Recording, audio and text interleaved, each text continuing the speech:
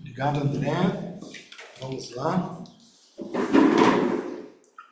Nós começamos já, vai para a quarta semana que nós iniciamos as nossas leituras de Evangelho aqui de sexta-feira. Desde o início, eu iniciei com a introdução do Evangelho segundo o Espiritismo. Depois, na outra semana, foi o André, certo, André? Eu não me instruir a lei.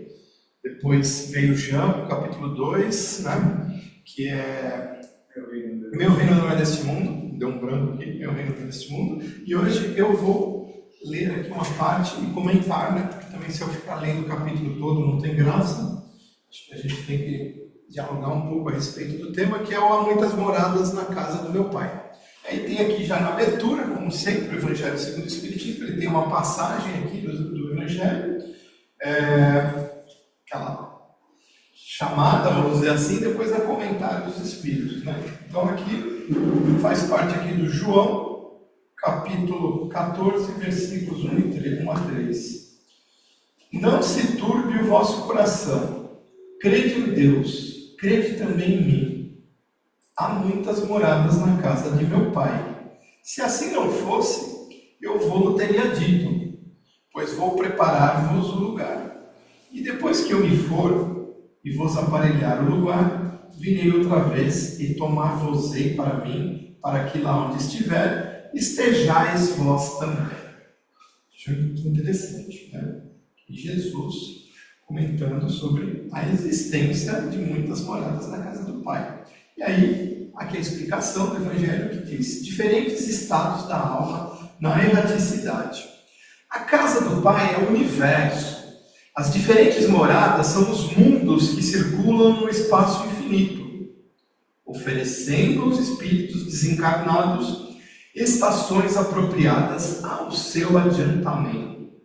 Independentemente da diversidade dos mundos, essas palavras podem também ser interpretadas pelo estado feliz ou infeliz dos espíritos na erraticidade, que é aquela fase que eles não estão, propriamente encarnados num corpo físico como nós estamos aqui. Conforme for ele mais ou menos puro, o Espírito está dizendo aqui, né?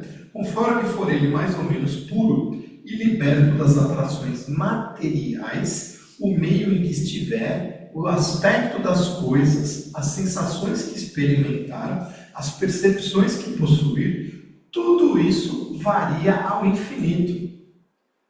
Enquanto uns, por exemplo, não podem afastar-se do meio em que vieram, outros se elevam e percorrem o espaço e os mundos. Enquanto certos espíritos culpados erram nas trevas, os felizes gozam de uma luz resplandecente e do sublime espetáculo do infinito.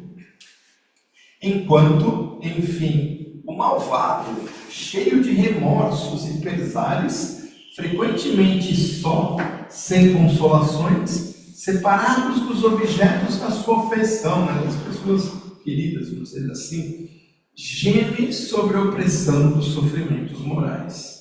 O justo, junto aos que amam, goza de uma indizível felicidade.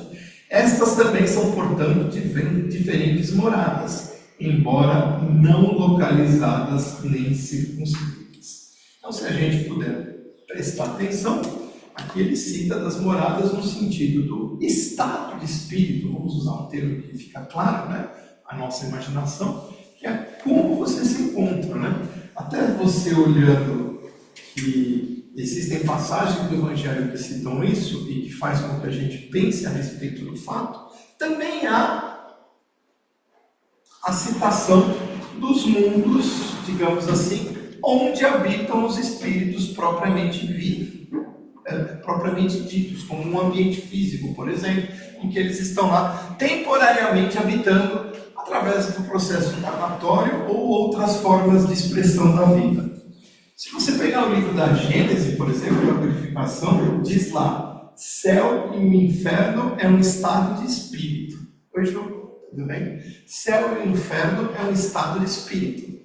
E é verdade, não é, André? Porque muitas vezes a gente está ali tão compenetrado um problema, pensando naquilo, e se afligindo por aquilo, e focando naquilo, às vezes de uma forma pessimista, negativa, que nós, propriamente dito, estamos ali no inferno mesmo, né? Porque a gente está assim, sem saída, sem saber o que fazer, aturdido no meio do problema, de um vórtice, de um furacão que parece que a gente está nos sugando. E outras vezes, do nada, parece que a gente está ali, né, flutuando. Né? Hoje eu acordei bem, né? Não sei se foi as preces que eu fiz à noite, não sei se foram as conversas que eu tive, a música que eu escutei, o quanto eu interiorizei a necessidade de me transformar como criatura, no sentido de encarar que esta jornada ela é uma fase, mais uma dentre as diversas fases que o espírito mortal tem na sua existência. E dessa forma, muitas vezes, quando nós paramos para pensar e nós nos conectamos com o Criador, através de uma prece, de um pensamento, no sentido de ver o lado das coisas, nós vamos para o céu, né? E fala, poxa, mas está tudo ruim e eu estou me sentindo bem. Por quê? Porque o meu estado de espírito está inalterado frente às dificuldades, frente às vicissitudes, frente aos problemas. E isso nos ajuda ao quê? Clarear as nossas ideias, seguir a trilha adequada e entender que muitas vezes aquela fase é apenas um ponto de transição, de aprendizado e que nos conduz para uma morada melhor, a morada do estado de espírito. E que, junto a todo esse processo que nós aprendemos dentro do espiritismo de encarnação e reencarnação e que nos conduz a estar ali presente no momento certo, no lugar certo, acaba sendo uma conjunção. Então, uma coisa leva a outra. Então, a gente está reclamando da Terra, né, do nosso planeta, dos problemas, das guerras, de tudo mais, aí, das dificuldades de ordem material, orgânicas, da nossa saúde, seja lá o que for. É tudo um aprendizado, é tudo o caminho que nos conduz a uma morada melhor. E será que a Terra evolui também? O que vocês acham? A Terra evolui ou é só a gente, né? A Terra continua uma droga e a gente melhora, fala, agora vamos embora daqui, né? Tá bom, explodiu tudo, mas nós vamos embora. Falaram que o dia que explodir a Terra, a gente vai para outro planeta melhor, né? Será que é isso? Acho que não, né? Vamos ver. Aí tem uma passagem aqui nesse capítulo que vocês vão gostar. Vamos lá. Aí tem a instrução dos espíritos, que eles falam das diversas moradas, que existem planos encarnatórios e o plano Terra é um plano, digamos assim, de inferior para intermediário. Ele já passou de fases muito mais complicadas, séculos e séculos atrás, né, em que havia um predomínio em larga escala do mal sobre o bem. Hoje nós estamos, como se diz, em um plano de provas e expiações, em que ainda a gente paga por algumas coisas, que são as expiações, pagamos pelos erros de vidas passadas, mas já há uma melhoria, já há um pouco mais de bem ali, querendo se sobrepor ao mal em muitos aspectos. E isso nos indica que estamos indo para uma fase de transição. E que no Espiritismo nós sabemos que o planeta Terra se transformará num plano regenerador, em que o bem já predominará sobre o mal. Haverá mal, haverá negatividade, haverá pessoas, espíritos encarnados ainda praticando delitos, mas o bem será superior, já preponderará sobre o mal.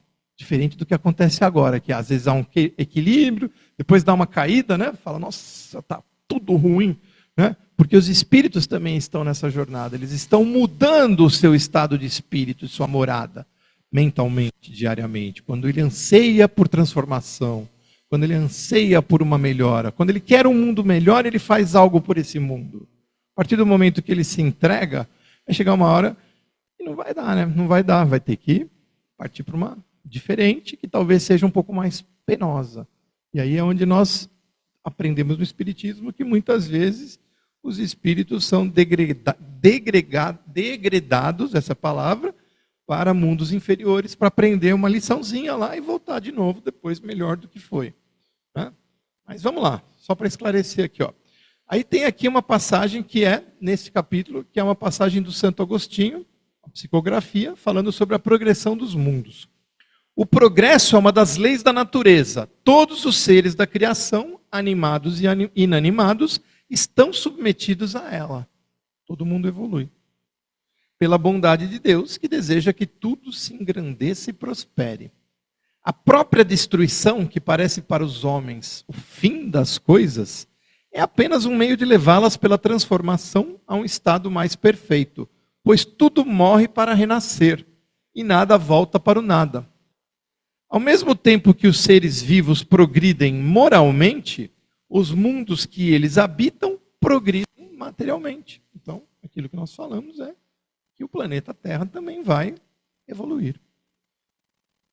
Quem pudesse seguir o mundo em suas diversas fases, desde o instante em que se aglomeraram os primeiros átomos da sua constituição, o veria percorrer uma escala incessantemente progressiva, mas que graus insensíveis para cada geração, e oferecer aos seus habitantes uma morada mais agradável à medida que eles também avançam na senda do progresso, fariam a marcha ocorrer paralelamente ao progresso do homem, dos animais, seus auxiliares, dos vegetais e das formas de habitação, porque nada fica estacionário na natureza. Então, tudo evolui. Tudo evolui. Quando esta ideia é grandiosa e digna da majestade do Criador, que ele diz, quanto esta ideia é grandiosa e digna da majestade do Criador. E como, ao contrário, é pequena e indigna o seu poder, aquela que concentra a sua solicitude, indigna do seu poder aquela que concentra a sua solicitude e a sua providência no imperceptível grão de areia da terra, e restringe a humanidade a algumas criaturas que o habitam.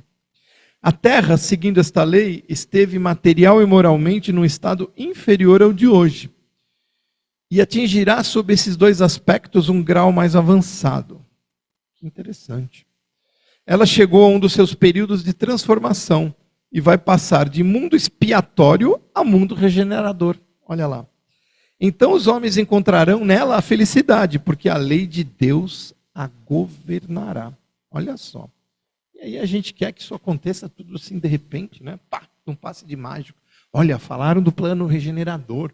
Que nós vamos para... Quando que vai rolar esse plano regenerador? Cansei de tanto problema. Na verdade, essa transição já vem de mais de séculos. Tal. Na época do Kardec já era transição. Para vocês terem uma ideia, já devia estar rolando já há um bom tempo. Estava essa semana vendo, tem um documentário novo na Netflix, bem legal, deste ano, bem legal, sobre a origem dos dinossauros. Eu adoro essas coisas, né? E eles fizeram com animação feita por inteligência artificial. Muito bacana. Sabe quando que surgiram os dinossauros? Vocês sabem quantos anos faz isso? Errou. 66 bilhões de anos. O que nós somos nesse tempo, André? 66 bilhões de anos. Assiste o documentário, com todas as pesquisas mais novas, todos os achados. 66 bilhões de anos. E 235 bilhões de anos as primeiras formas de vida da Terra, segundo as novas pesquisas. Que tal? O que você disse, André?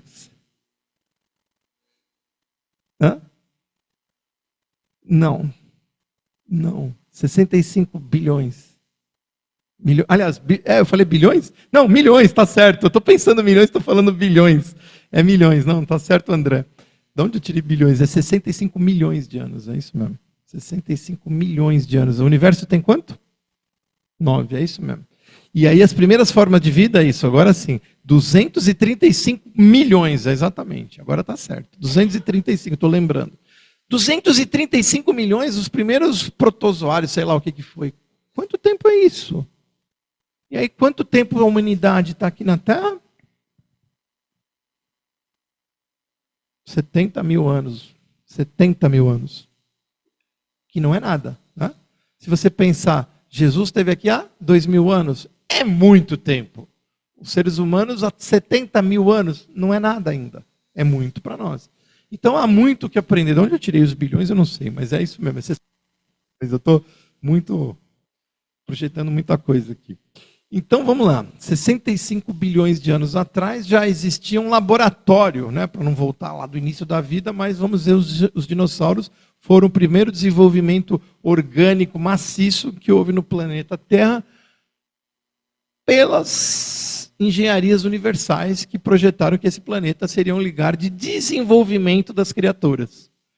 E o ser humano, uma forma um pouco mais especializada, com, vamos dizer assim, o pensamento contínuo, né? O pensamento contínuo, que é aquele raciocínio constante, que lhe mostra os perigos de certas coisas, as consequências de outras, e que o animal, às vezes, com lapsos de inteligência, flashes de inteligência, acaba não criando esse pensamento contínuo e tendo entendimento da consequência dos seus atos. Então, esse desenvolvimento, ele é paulatino, ele é gradativo, ele é lento e ele se processa aos poucos. Então a gente não vai, e aí sim chega no ponto onde eu queria, a gente não vai resolver todos os nossos problemas de um dia para o outro. Eu tenho a minha bagagem espiritual, eu tenho as minhas dificuldades de lidar com certas situações. Eu sou proativo para algumas soluções e resoluções em situações diversas que as pessoas se admiram e sou extremamente lento em outras. Como é a Juliana, como é a Andréia, o André, não é, André? Nós temos nossas potencialidades em que a gente fala, olha lá, a Andréia fez aquilo, que legal, queria ser que nem ela, mas às vezes ela está olhando para mim e vendo coisas que para ela é difícil, não é, Andréia? E somos todos assim. Somos todos assim. Agora, o que acontece nisso? A partir do momento que você entende que você tem que ter o seu tempo para transformação, e que o seu estado de espírito, e é aí onde este livro nos leva a entender, neste capítulo exatamente, aqui do Evangelho, que o nosso estado de espírito vai pontuar a gente aonde a gente tem que estar. O nosso pensamento vai nos conectar às pessoas corretas, se nós tivermos dentro de nós a intenção de transformar a nós mesmos. E essa morada muda, não é? Essa morada muda. Você sai daquele quartinho de um cômodo para uma mansão, não é? Isso é uma figura de linguagem, né? No sentido de que, poxa, tem muito mais coisa a agradecer do que a reclamar. Este plano onde nós habitamos, este planeta que Deus nos deu, ele tem todos os recursos para a nossa transformação. Todos os recursos, está tudo aí à disposição. Né? E a gente não, a gente vai pontuar o que está negativo. Pô, mas isso aqui não está legal. Mas aí você esquece de olhar que você está cheio de bênçãos do seu lado. Cheio de oportunidades, cheio de pessoas que podem estender a mão. E cheio de situações que ainda podem surgir se você caminhar em direção da transformação, de modificar o seu pensamento, de agir diferente. E é isto que o livro nos fala neste capítulo. Existem mundos felizes, diz aqui, em que os espíritos ainda mantêm a forma humana quando encarnados, porém, eles são aperfeiçoados em todos os tipos de propriedades. Principalmente, não só no seu aparato físico, nestes planos, mas também no seu íntimo, que é onde realmente a transformação, a beleza deve florescer. É para que a gente pense, não é? Eu quero, eu gostaria, eu tenho, mas e aí? Você fez alguma coisa para ter daquilo que você gosta, que você quer, que você sonha? Não é só a matéria. A matéria é importante, ela cria os meios para que você consiga fazer um determinado número de coisas que às vezes você não consegue, você tem que lutar pelo seu sustento material. Mas e o tempo que te resta? É reclamando? É de braços cruzados? É criando aquele estado íntimo de vivo no inferno? Não é? Então, para a gente pensar, para a gente refletir. Essa é a mensagem. Eu acho que a gente só vai fazer com que esse planeta caminhe uma real transformação se nós transformarmos o nosso ambiente. Né? E aquilo que eu já falei várias vezes em palestra, que às vezes a gente está numa semana difícil, mas chega aqui na casa espírita, dá uma relaxada, não dá? A gente se sente bem, a gente se sente até bom. Né? Eu me sinto uma pessoa maravilhosa, boa, né? Mas assim, parece que eu deixei os meus defeitos do lado de fora, porque o ambiente é propício a isso. A casa é preparada para isso. A espiritualidade está aqui nos intuindo. Nós viemos buscar uma palavra legal, nos reconfortar, readequar o nosso pensamento para trilhar um novo caminho. Então a gente sente aqui, fica bem, fica bem. E se o planeta todo fosse assim? Vamos pensar? Seria diferente, né? Mas aí tem um monte de gente fazendo confusão. Tem um monte de gente pensando coisa errada, praticando coisa errada. Né? Aí a gente se fica conturbado tudo aquilo e a gente se revolta às vezes mesmo, fica indignado. Mas se a gente não fizer a nossa parte, cada um fizer um pouquinho, por menor que seja, não vai mudar nunca. Não é? Eu fico querendo que o outro mude. Mas olha lá o cara. Não adianta. Se eu não modificar o meu universo íntimo, o que está ao meu redor não muda. E essa morada não evolui. E a morada íntima e a morada externa. Certo? Era essa a mensagem.